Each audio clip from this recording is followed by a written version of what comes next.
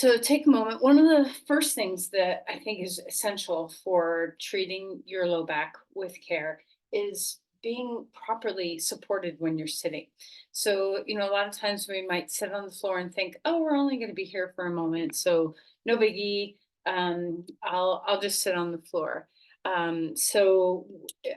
If that happens, after a few minutes, you can notice that you start to slump. So, one of the first things that you can do to kind of restore the neutral curve in your lumbar spine is to by sitting up on some support. And for everybody, that's a little different. It kind of depends on how tight your hips are, things like that. So, I'm sitting on a bolster, a yoga bolster.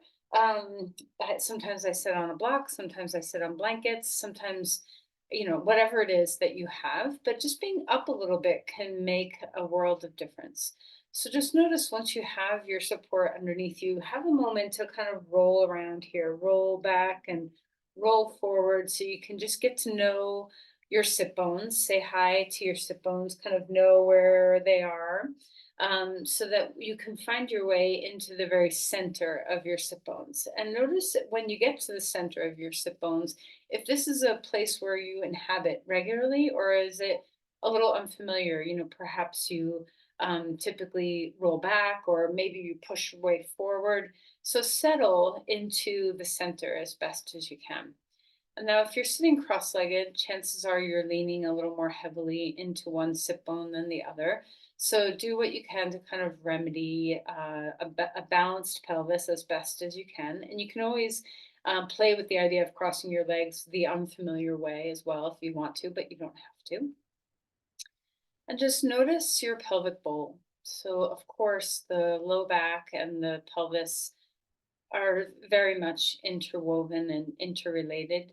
So let's just sense the whole pelvic bowl. See if you can find the pubic bone and find the front of your hip bones. You can even feel with your hands if you want those bony parts in the front. They're called your ASIS, the anterior superior iliac crest. Wait, did I get that right? No, I didn't get that right. But anyway, ASIS. Um, your spine, your anterior superior iliac spine, not crest. Okay, so just feel those bones. And then maybe put your hands on your hips and kind of feel where your bones are and kind of find where the tops of your pelvic bones are on your sides. And then travel that around to the back. And sometimes this can just feel good to have a little self massage. Then notice, how your bones are in the back and where they kind of interrelate with your sacrum. Okay. And you can even travel up a little bit if your hands go that way to feel your lumbar spine and just kind of play with getting to know, with the touch of your hands and the feeling of your hands touching you, what your pelvis feels like. And now, for a moment, let's just take our hands back to the sides and kind of scoop like this around your pelvis and just press down, straight down toward the ground. Kind of like hook onto the tops of your hip bones and just press straight down. And feel your crown lift straight up. And take a breath. And notice if just that action of a little traction has changed your diaphragm or changed the way you're breathing. And then relax that pressure. And now take your hands right to the front of your, I should probably, move back further so you can see me. But in the front now, take your hands, you can scoop them or just press them right at the tops of your thighs, kind of right up against the pelvis. And this may tip you forward a little bit. You might feel that you lose sight of that centered sit bone. So re-find it again instead of leaning forward. And then drop some weight with your hands into your thighs. And again, find your breath.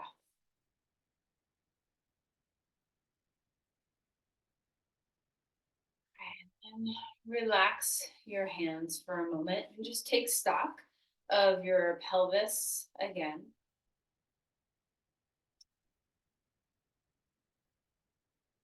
Ready, place your palms together at your heart. Just have a moment to center your attention. Breathing well. Offer an intention here. What is it that you would like to focus your day? How do you need support in that focus?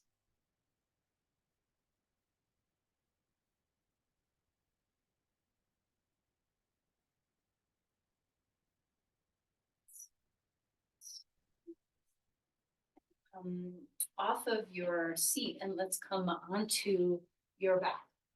All right, so as you find your way onto the ground, make sure you have a strap and a block handy. We're gonna need both. Oh, and I forgot, the other thing you need is your little uh, ball. Mine's totally deflated at the moment, but get your MR release ball as well. Okay, let's start out just by lying down on your back and feel your way into a neutral spine. So put your feet on the ground. Just have a moment to relax your pelvis. So we just did all this work of kind of finding ourselves in space, and now let's find it when we're lying down. So again, put your hands, on the front of your hip bones on those ASIS. Notice those bony landmarks. You can even travel your finger pads to your pubic bone and notice that bony landmark. And then perhaps you can take your hands behind you, underneath you. I can only take one hand because of my shoulder, but maybe you have both hands. And you can feel your hand under your sacrum and kind of rock on those hands to just sense your bones in the back of your pelvis. All right, and then kind of knowing where you are, just rest here for a moment. Sometimes when your low back is hurting, one of the simplest things to do is to just come into a constructive rest position. So we're going to start our practice with that. So we're going to take a block between our thighs, and we're going to take a strap around our thighs. Okay. So you can, have your strap snug, however that feels good to you. My buckle is broken on the strap, so I'm just tying myself in here. And just take a moment to make sure that you feel supported, that the strap is snug on your legs and the block is snug between your legs. And sometimes if your back is really bothersome, it's helpful to put your feet up into a wall. So you can flex your feet and put your toes up against a wall or against a bolster against a wall. That can be even more supportive than this position alone. And this is just called constructive rest. So it would be my first line of defense for you if you are having, like a sudden and kind of extreme back pain episode and nothing's working and you feel like you can't move. If you can manage to get yourself into this position, sometimes just resting here can do a lot to just ease off all the spasming tension. Now, you don't have to be in a severe spasm in order to find this pose. I think this pose is great no matter what you're doing or how your back is feeling. And the other thing I would encourage you to do is to find a sandbag and put it right across the pelvis if you're having some trouble, okay? All right, so from this place, we're just gonna do very, very, very gentle rocking into an anterior and posterior tilt. So now I wouldn't, if you were having a back issue, I would just rest in constructive rest for 5, 10, 15, 20 minutes. You don't have to only do it for 30 seconds. The longer you bake, the better. But in the interest of time today, we're gonna keep moving, right? So just some gentle anterior and posterior tilting of the pelvis. And if you're not sure what I mean by that, an anterior tilt, you lift the top of the pelvis up toward the sky and the pubic bone kind of dips down. You can feel it from your sacrum as well. So nutation and counter nutation of the sacrum often follow the anterior and posterior tilting of the pelvis. So nutation is when the top of your sacrum lifts off the ground and the bottom of your sacrum, your tailbone, dips toward the ground. And then counter nutation, top of the sacrum moves into the ground, tail lifts up off the ground. So those are the natural actions of anterior and posterior movement of the pelvis. and they correlate often with the nutation and counter nutation of the sacrum.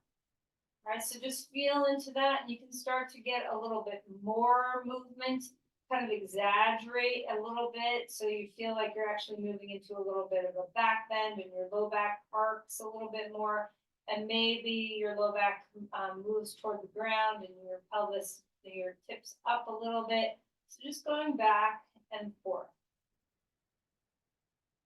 breathing deeply. And then pause into some constructive rest for a moment. And we're going to do a little bit of, yeah, I think you've all done this with me before, but we're going to do this 2 different ways in 3 different positions. So our feet are going to start, we're going to take the block out for a moment, and we're going to start with our feet together. And then the next position will be feet hip width apart, and the third position will be feet wider, legs wider than hip width apart. So you adjust your strap to be at a tighter compression, so your legs are together and the strap is right up against you. Okay, so snug, no block for this first movement. We're going to do both directions, where we're going to start with pushing out against the strap, and then after we do this, then we're going to put the block between our legs and pull toward our like abduction and adduction. So first, feet are together, soles of the feet together. Touch the big toes, maybe the inner ankles, and feel the difference here. You know, when your legs are together, it's a different feeling. Now, if you're in a back spasm today, currently, only do the hip width version of this. Don't bring your legs together. Don't bring them further apart. Just stay in hip width the whole time. So we're going to press our big toe mounds and inner heels down into the ground, and we're going to pull against the strap. So try to abduct your legs, pulling them apart from each other, and then releasing back in to soften. Now do this with your breath. Ground your inner feet, big toes, inner heels, stay rooted.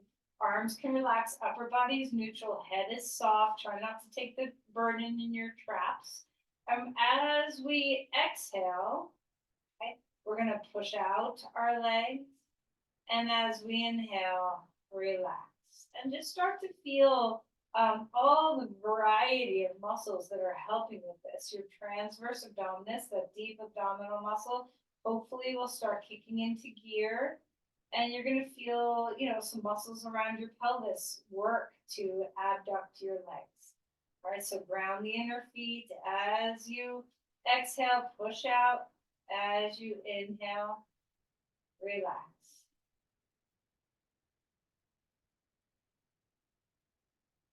Now, one might say that a healthy pelvis, a healthy pelvic floor requires, you know, I've heard the statement, Mula Bandha 24/7. I've heard that countless times in a yoga class, and I can't disagree with the statement more. So if you're unfamiliar with Mula Bandha, it's the pelvic floor lock, you know, where you draw your pelvic floor in and up. And to think that that should be held constantly is just a total fallacy. So we want to have adaptability, resilience, mobility in our pelvic floor so that it can respond to needs of load, right? So if you're needing support from your pelvic floor, it'll kick in. But if you're not needing pelvic floor support, then you shouldn't be holding your pelvic floor. And any muscles that you engage constantly in tension and never relax get weaker. So a lot of times people think that their weakness of their pelvic floor is coming from laxity, but in reality, a lot of pelvic floor weakness can come from being too tight. All right, so relax and let your engagement and your relaxation happen with the breath. All right, now we're going to move toward the middle. So feet hip width apart, adjust your strap. And I like the strap kind of right at mid-thigh, but you know, you do you, whatever, wherever feels good. Now, whenever we're pulling out into abduction, our big toes and inner feet are going to want to leave the ground. So root them. Big toes, inner heels, rooting down. Relax. Take a deep breath in. Now experiment. Maybe try breathing in as you push out and breathing out as you pull in. So I'm asking you to do opposite breaths to make you realize that how does the breath relate to what I'm doing? and to find your natural pace and rhythm with breath. That, what might work for one person doesn't always work for another.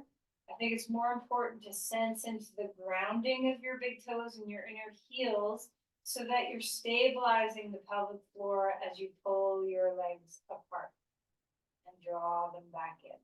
Now, you might notice that one part of your sacrum is active versus the other side. One part of your low back might feel like it's active versus the other side.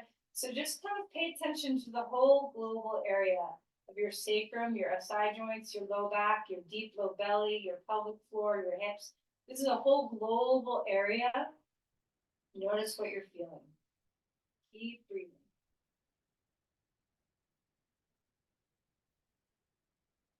So if you do have low back pain that's kind of stemming from your SI joints being a little offline, this technique can very much help you get your SI joints to kind of refine themselves. Now we're going to find the third position, which is our legs wider. So take your feet wider than your hips. Okay? And we're just out there wide. The same action applies. Ground the inner feet, ground the inner heels, find your breath rhythm. Notice, especially in this position, because now we're getting a little bit further away from the midline. You might notice that your shoulders or your neck or your head wants to assist. So see if you can keep your upper body nice and quiet. We're staying in the breath. We're keeping grounded in the inner feet as we pull your legs apart and bring them back toward. So it might seem like, what am I doing? This is, pretty subtle, but this can be quite profound, especially if you tend to have trouble in this area of your body, whether it's pelvic floor, SI joint, or low back issues or hip issues. This sequence can be very helpful. How are you breathing? Is your upper body resting? Do you have a sense of symmetry between your two sides or no? Are you noticing some deep muscles in your belly, in your hips, in your around your sacrum? What are you feeling?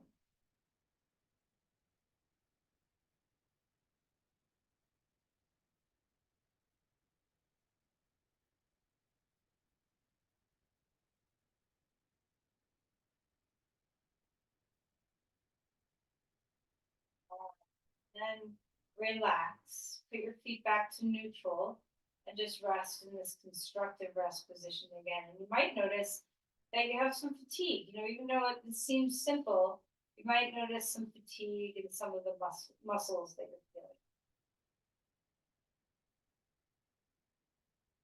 feeling. Many of us, most of us, can have some torsion in our pelvis where one hip can come forward and up or down compared to the other one.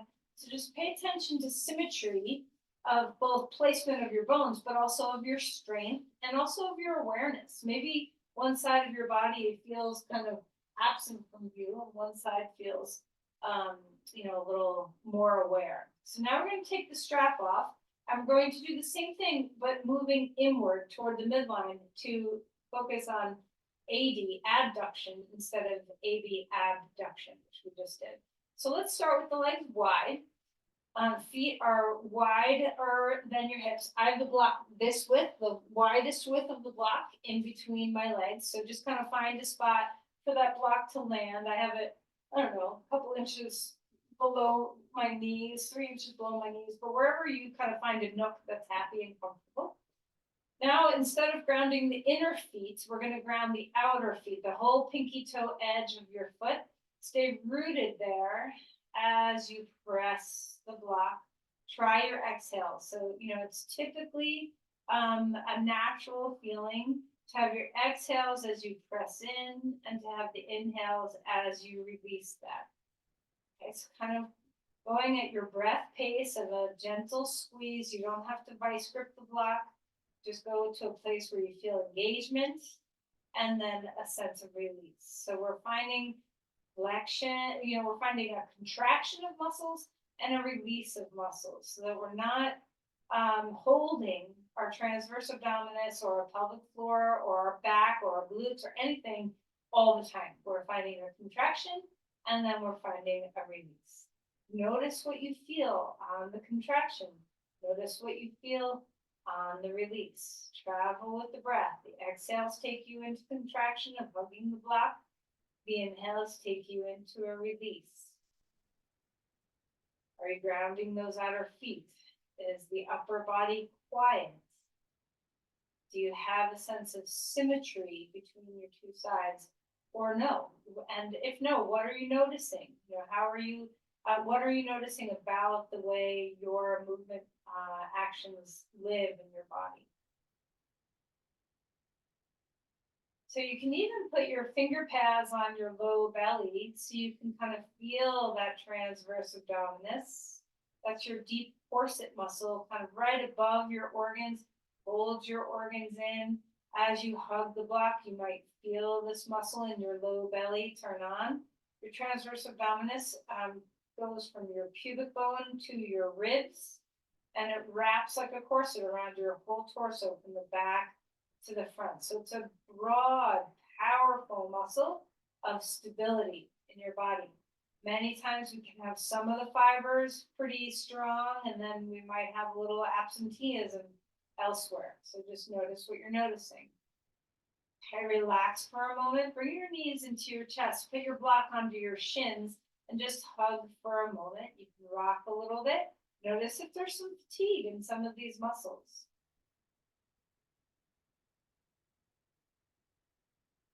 And we're going to put our feet down. And now we're going to take the middle ground of the block. So our feet are hip width apart now.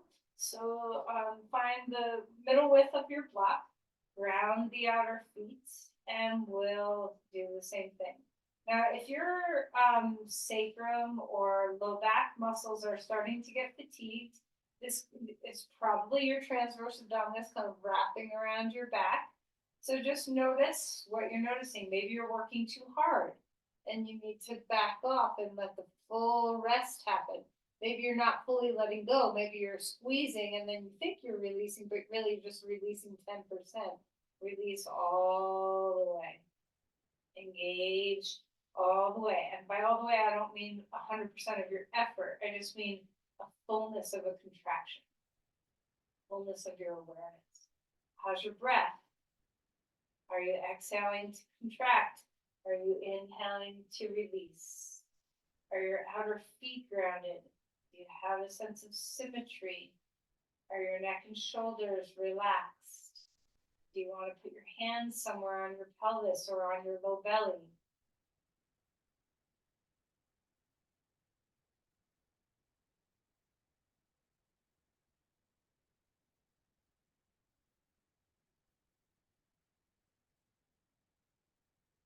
And finally, we're going to bring our legs together and put the skinny edge of the block between your legs.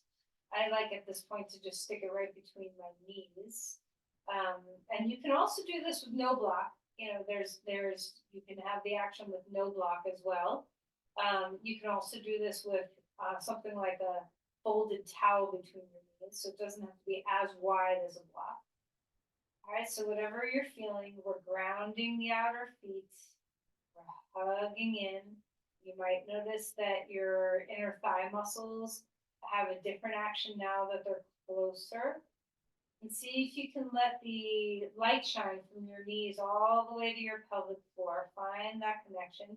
And notice that when you hug the block, you don't have to squeeze your glutes. A lot of times when we find ourselves thinking we're engaging the pelvic floor, we kind of just squeeze our glutes. So the nice thing about a block is that it's going to give feedback loops elsewhere. So our glutes do not have to be the primary mover. And we can really direct that line of energy from our knees all the way right into our pelvic floor. So all the same things apply. Fully let go on the inhale, fully engage on the exhale. Grounding the outer feet so we don't cave into the inner feet. Feeling that work across the deep pelvic floor, low belly. All these things, that we think we have to work our low back, but It's a global strengthening to support our low back, our pelvic floor, adaptability, responsiveness, as well as the support systems of our deep core muscles, our transverse abdominis, are what help kind of stabilize and give that structural support for our back. All right, and then relax totally. Let your legs straighten on the ground for a moment, and you can take them close or far. You can rock them internal, external, whatever feels good. And just have a moment to just notice your body. Notice your pelvic floor, notice your inner thighs, notice your hip flexors, your outer hips, your deep belly, your sacrum, your SI joints, your low back, kind of feel around with your awareness. All right, and then bend your knees again and put your feet flat on the ground. And let's just windshield wiper our knees. Just get a little ease going in your pelvis and in your back as you kind of rock one side to the other. Breathing well.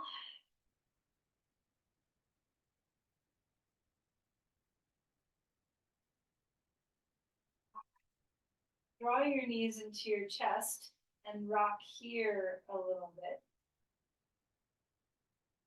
And circling your knees. So, this takes some time to do some of this maintenance work of kind of touching in with all these muscles, but it's never a waste of time. All right, let's open the knees away from the midline and bring them back in toward the midline, just getting some range of motion in your hip joints. And then right knee into your chest, left leg long, move your feet around. And then switch sides, other knee in, left leg in, right leg long, keep moving your feet. And then stretch out big and wide to a star, feeling that the full open body, wiggle your fingers and your toes, and then exhale, draw your knees in, head comes up. Again, opening big and wide, feeling that expansiveness. And exhale and draw your knees in. All right, release your head down onto the ground. Let's roll to our side. Come up onto your hands and knees. Take your time. We've been on our back for a while, so you might be a little creaky, and that's okay. And maybe you don't want to start with cat cows. Maybe you want to start with wagging your tail. So maybe you like cat cows right away. Maybe you're just following the intuition of what your body is needing. Now you might feel that cat cow is, a little bit extreme after the deep work we've already done. You might be a little fatigued in some of these muscles in a way that that's unusual to you. So be very careful as you move through cat cow. We're not just whipping through the body, but we're noticing.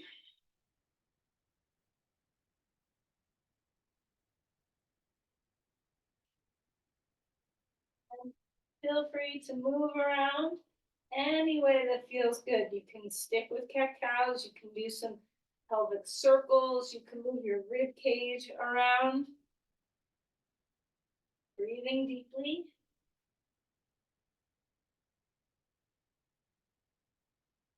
And then stretch back towards child's pose. Child's pose is a wonderful posture for your back.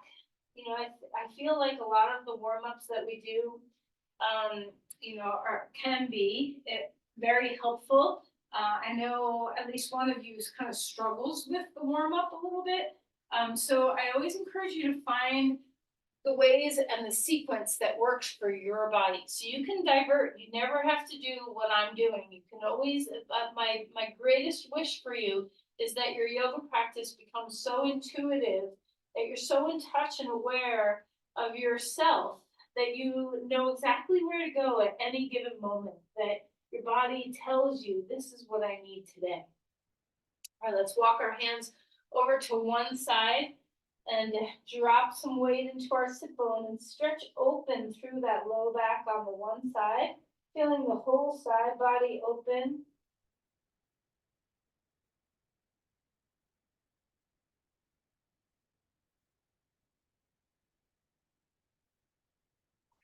Walk over to the other side, feeling that reach, open up through your back, through your side body, breathe well.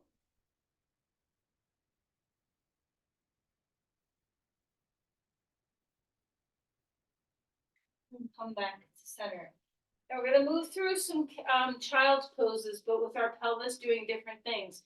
So just like in the beginning, round your spine, go into that posterior tilt, slowly move your way back towards child's pose and notice what's here, that openness of the back of the spine, and then come back up. And we're gonna tilt the pelvis into an anterior tilt and drop back and notice the compression in your hips. And just back and forth one more time. Come on up, pull the pelvis under, feel that posterior tilt, back to child's pose. Be very mindful. This is a big openness in that low back. And back to center. Anterior tilt, neutral, more neutral in the spine now. Feel the compression in your hips. All right, let's come on up. Find your way to dog pose. Feeling that extension in the body. Breathing well. Okay. Lengthening through your body. It's such a great pose. Now, I don't have the ability to demonstrate this, but I'm pretty sure all of you have seen me do this with you in person. Ruth, maybe not. Next time I see you, remind me to show you this. But if you haven't, try doing a dog pose with that strap across the tops of your thighs attached to a doorknob. And if you have no idea what I'm talking about, ask me next time I see you to do the traction in dog pose. It's such a good thing for your low back. All right, let's pedal your feet here. Dropping one heel, dropping the other heel, opening up the calves, opening up the bottom of the feet, the hamstrings, letting the whole back line find some space. Root to rise, so feel the grounding in your hands, the grounding in your feet, and rise out of there. Okay, walk your feet forward, come to Uttanasana, a deep forward fold, which usually means bend your knees, okay, especially if your back is vulnerable. The more you can have that hinge at the pelvis, the hip joints, where the hip joints and the pelvis are, instead of the low back, the safer your body will be. A halfway lift, hands on the floor, blocks or legs, extend and lengthen, and then melt and fold. And one more time. Halfway lift, open the backs of the legs and the spine, and then relax. Drop your seat kind of low to rise up. Okay. Reaching your arms to the sky, finding your breath, big open heart, extend open, reach back if it feels good. Let's cactus, open the arms, get your upper body to say hi, and then exhale and round in forearms to touch.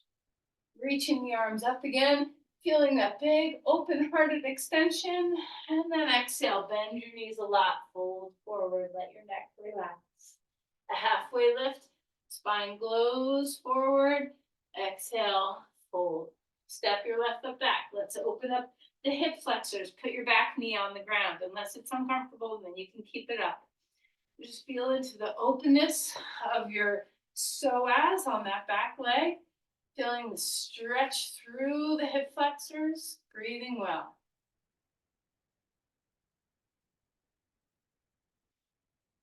All right, let's curl the toe under, lift the back knee off the floor, and let's bend and straighten. Now pay attention, we do this all the time. Pay attention to the angles of your spine. So when you straighten your front leg and you bow, what happens to your back? Are you rounded? Did you kind of lose the length of your spine? See if you can maintain. So as we bend and straighten the knee, feeling that extension in the back of the body, we don't lose the shape of our spine. Breathing well. All right, come to a lunge, rising up, crescent lunge. Maybe the arms find their way to the sky, maybe not. Breathe well. Engage your glute on that back leg. Press your front foot down to engage your glute on the front leg. Breathing deeply. And exhale And release your hands down, back foot comes forward. A halfway lift, notice your body opening, moving slowly, noticing what feels good. If anything doesn't feel good, are you changing? Let's switch sides, left foot in front. Are you changing something? Are you shifting something? Are you supporting in a way? So it's hard, working online. I can't see any of you, but hopefully you're taking care of yourself and finding the ways to feel the support. And now, when you come into this lunge with your back knee down, what's happening with those muscles we were working so strongly with before? The pelvic floor, the inner thighs, that deep core support. Can you find that here? So we're not just falling and sinking. And let's open up, lift the knee off the ground, coming into a full lunge, bending and straightening the front knee. Moving very carefully, very slowly with your breath.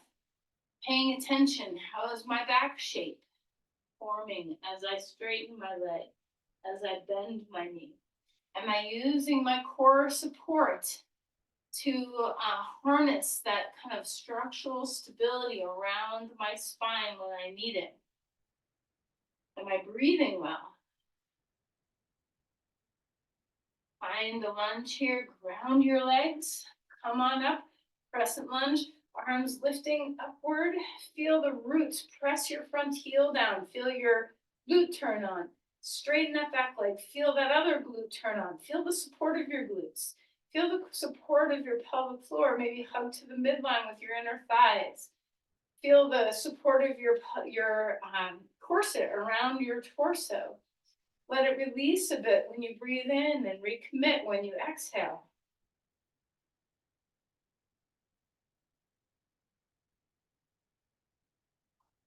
Release your hands down, back to dog pose, extending, lengthening here. Notice your body opening up and feeling hopefully a little bit more free. Come forward into a plank.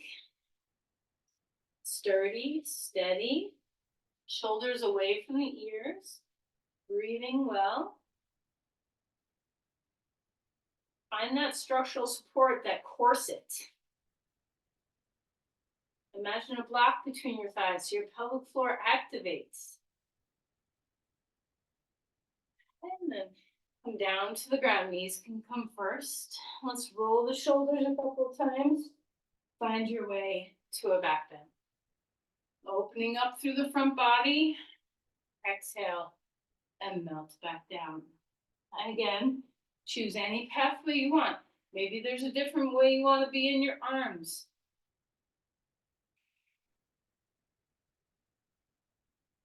All right, and then come on up to all fours, and let's shake things about a little bit.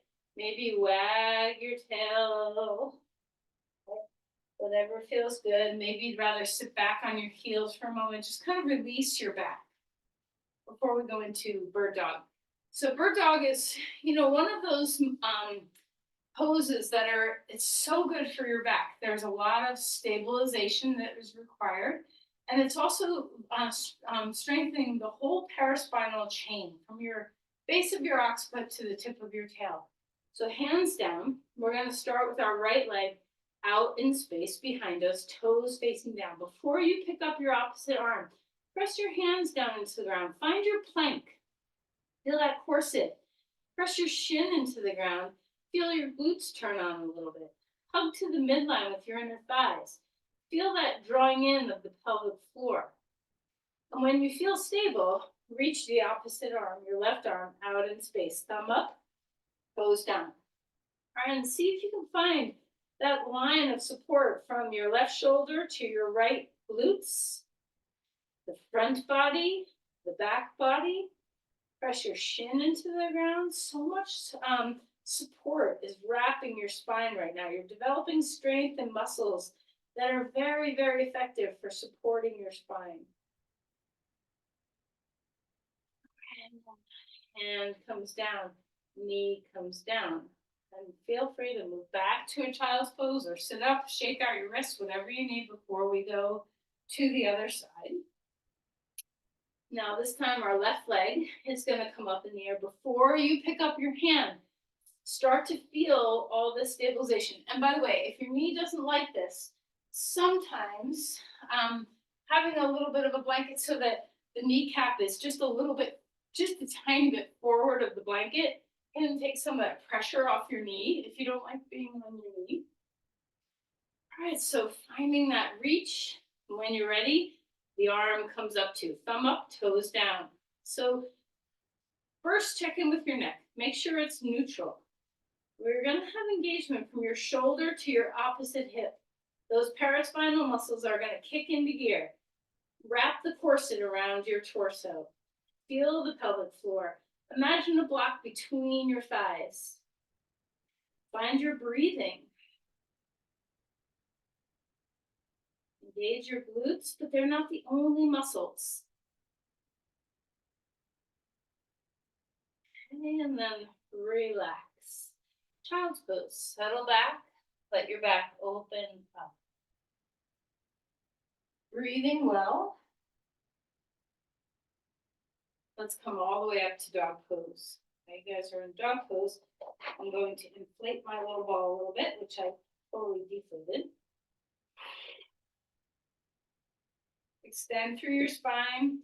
Find your breathing. Let's take our feet wide apart now. Turn your toes in so you feel a little bit of that internal rotation. And notice if this is soothing to your pelvic floor and your back. So one of the muscles of your pelvic floor, your obturator, having internal rotation of your femur bones releases this muscle. So if you tend to have some tightness, this can be very helpful to internally rotate your femur bones. And then let's straighten your legs, walk your feet forward, grab a block, and we need a wall for this. Okay, so I'm gonna come back here. Hopefully you'll be able to see me okay. We're gonna put our feet on the wall, kind of at a right angle, okay? So that our knees are over our hips, and we're gonna put a block between our thighs, between anywhere you want really, but I would say a little closer to your knees than right in between, like right at your groin, but just find the spot where you want to be. And just rest here for a moment. See if you can start noticing your muscles again.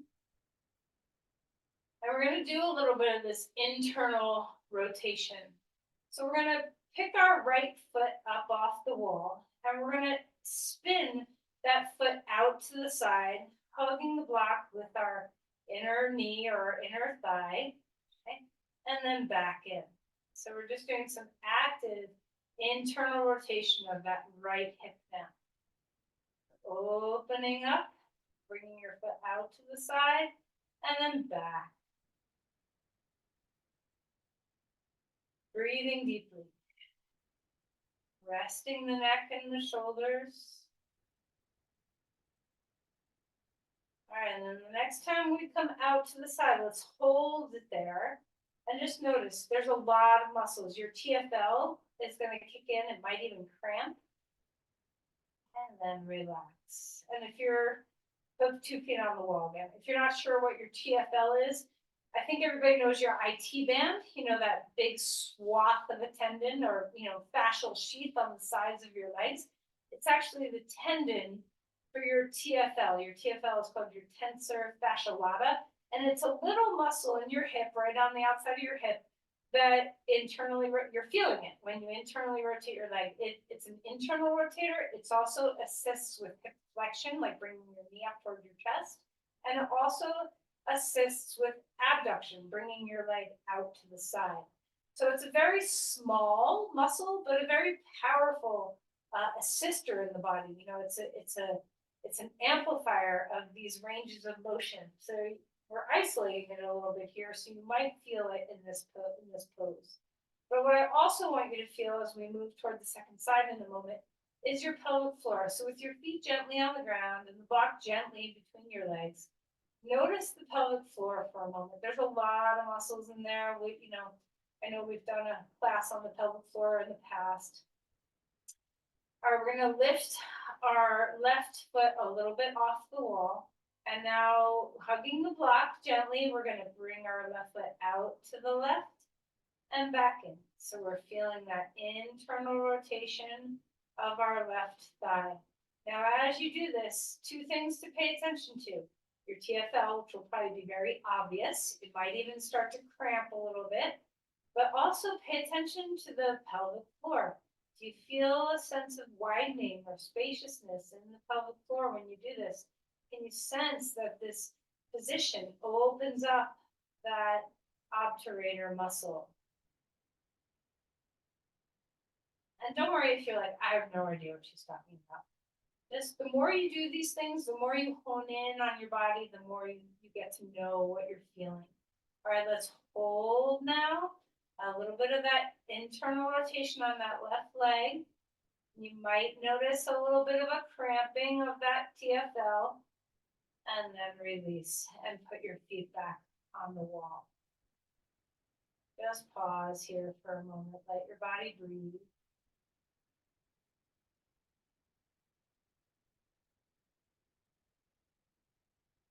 All right, and then we're going to relax that and come back onto your back.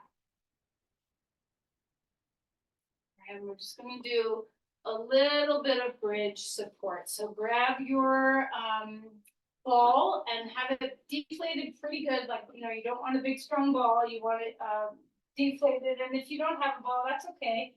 You can do this pose on a block or just hovering.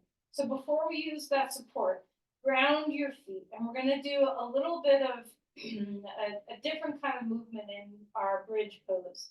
So first, we're going to press weight into our right foot. You might feel your right knee push away from your torso a little bit. And then we're going to lift that right hip up. And then let the left follow. And then we're going to let the right hip drop down.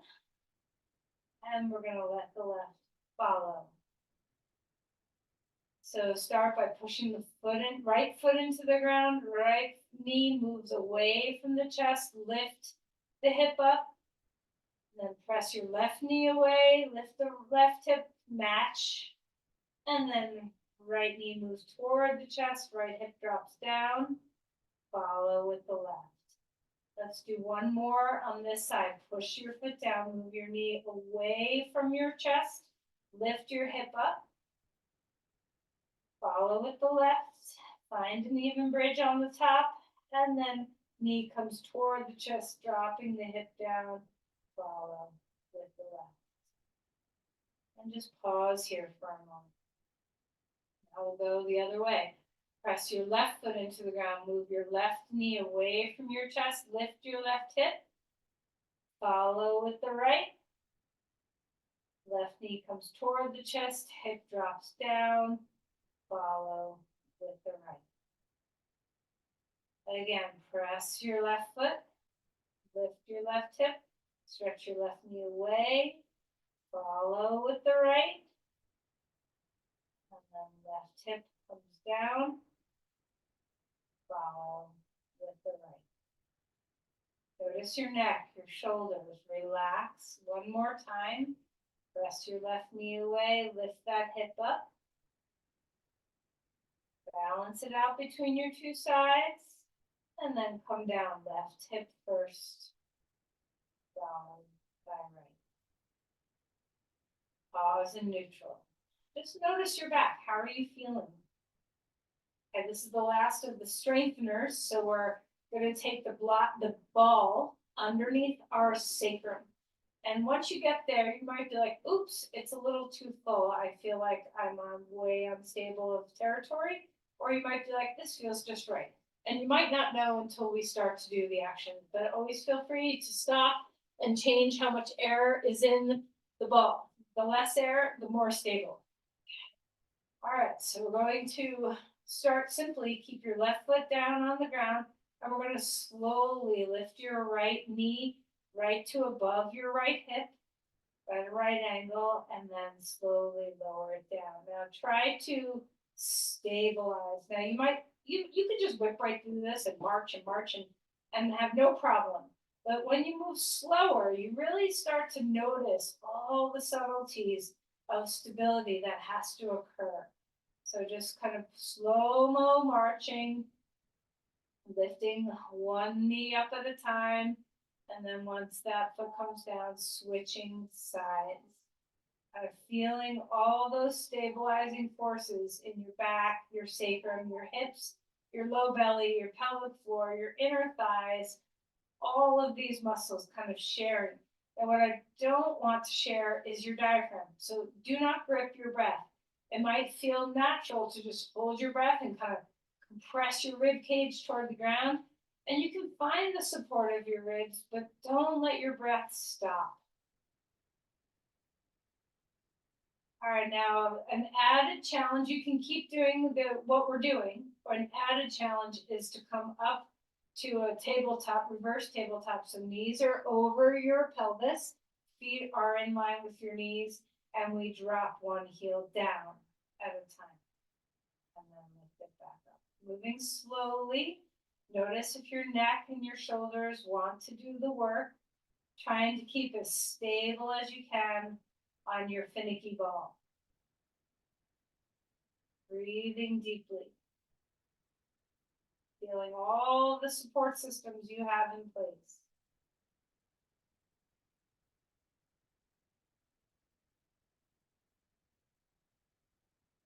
Slower you move, the more you're aware of the moment-to-moment stabilization that's happening. Try to keep your body breathing. Try to keep your neck and shoulders out of it.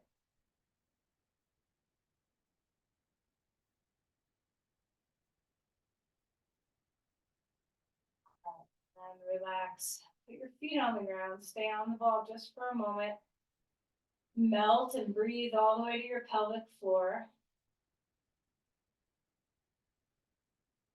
And then take that block out.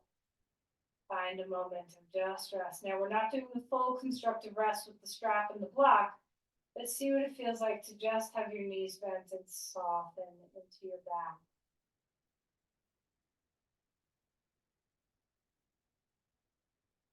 And let's move into some windshield wipers nice and slowly. Don't go too far. You don't have to whip yourself around.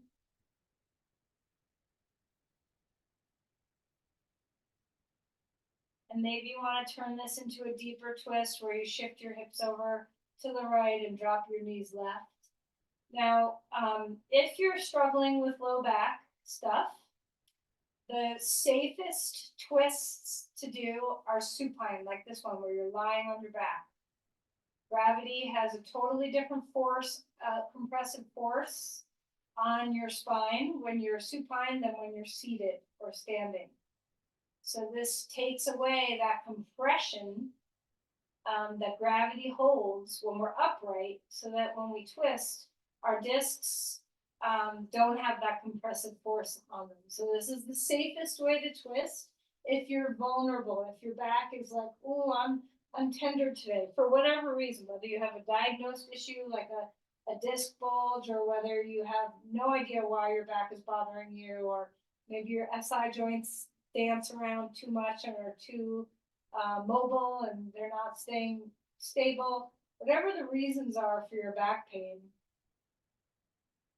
supporting yourself in healthy twists and not going too far can be a very safe, cautious way of moving in twists that can sometimes feel very vulnerable in other positions. All right, back to neutral. One more time, having your feet on the ground. Imagine the strap around your thighs and the block between your thighs, just holding yourself in place. A big breath, put your hands on your low belly.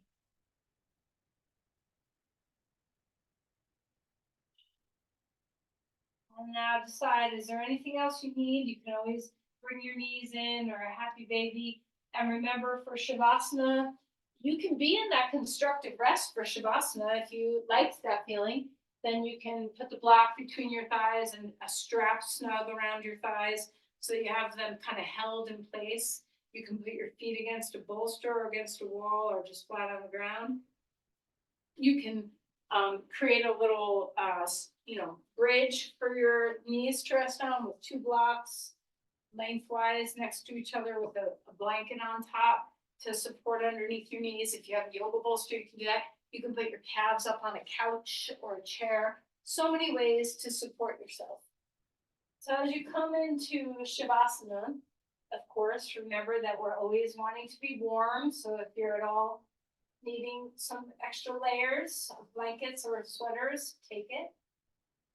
And then as your Shavasana comes, we might have seemed like it was a gentle practice today in the sense that we didn't, bust through a bunch of standing poses and all that. But this is actually very deep work that we did today. So let's just enjoy everything you've nurtured yourself with and breathe well.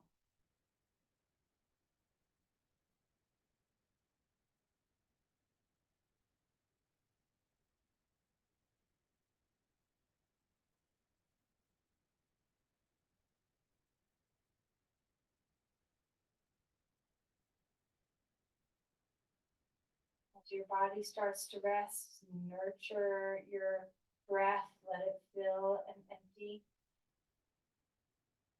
And try to release any tension you have in your back, your pelvis, your hips. Feel free to adjust your position in any way that suits.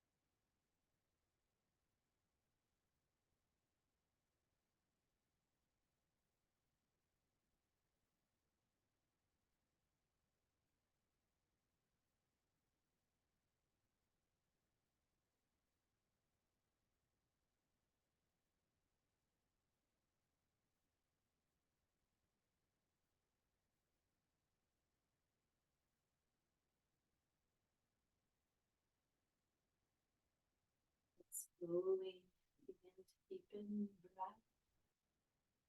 You don't have to move yet, but just feel into that sense of deep surrender, deep belly breaths, that breath traveling all the way to the pelvis.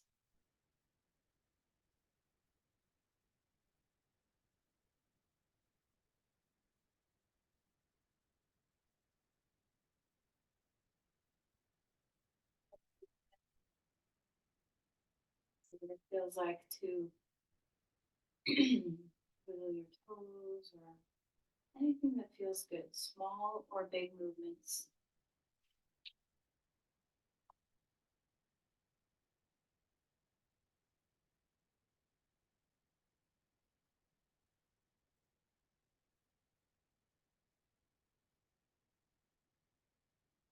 Actually finding your way to your side.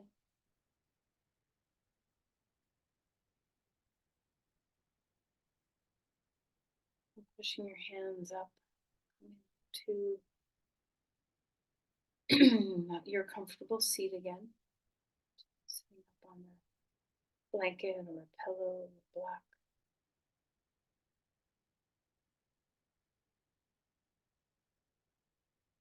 Place your palms together at your heart. Breathe in and notice your body.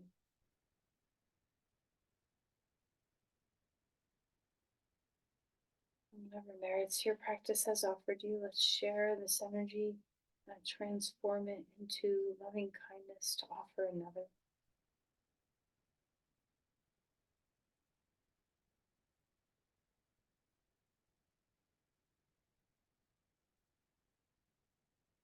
Namaste. Thank you, everyone.